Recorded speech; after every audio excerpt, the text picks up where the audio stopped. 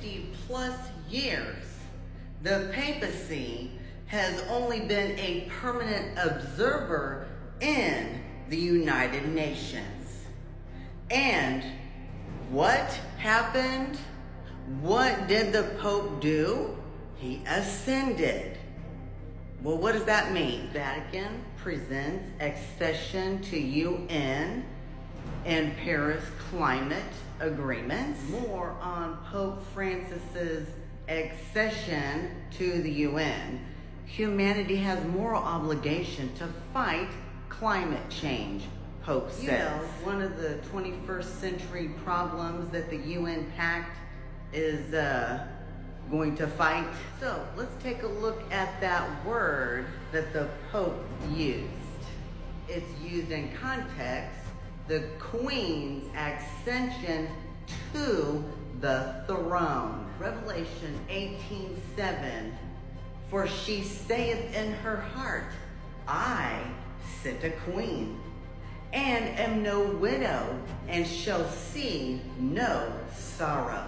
She is in fact Mystery Babylon the Great, and she is the mother of harlots. She has united with the kings of the earth. She is in fact regaining the power which she previously lost. She sits a queen. I am no widow. She is gaining her husband's nation's power back. You see, the Bible interprets itself. In Revelation 13, there is 10 proof points identifying the Roman papacy as the beast that rises from the sea. And they ruled for exactly 1,260 years. And God felt it important enough that he has given 7 verses that all compute to the same time period. Time times dividing of time, 42 months, 1,260 days is the Hebrew parallelism that computes to 1,260 years. Because we are dealing with prophetic time, you must add the year-day principle, which 1,260 days is 1,260 years. Now, by the way, here is the 10 proof points that you can go back and study for yourself. So this little horn came up amongst 10. And here are the 10 when Europe was divided. And in that year, 476, is when the restrainer, who was pagan Rome, was finally removed. Now, the 3 that were uprooted from the 10, you can see there, and that year was 538. That started the papacy reign and rule. So 538 plus 1,260 years is 1798. God is right on time.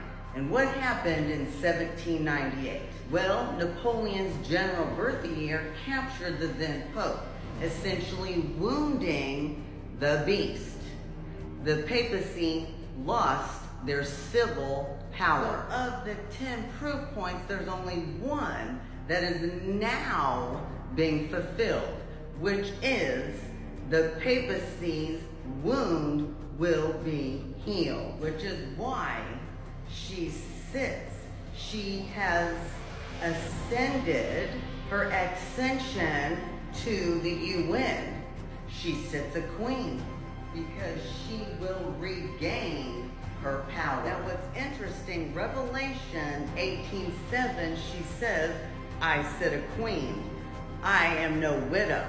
In the next verse, Revelation 18:8, you see what? The plagues. You see, after she regains her power, she then institutes the mark of the beast and then the plagues. So let's hear the buzzwords.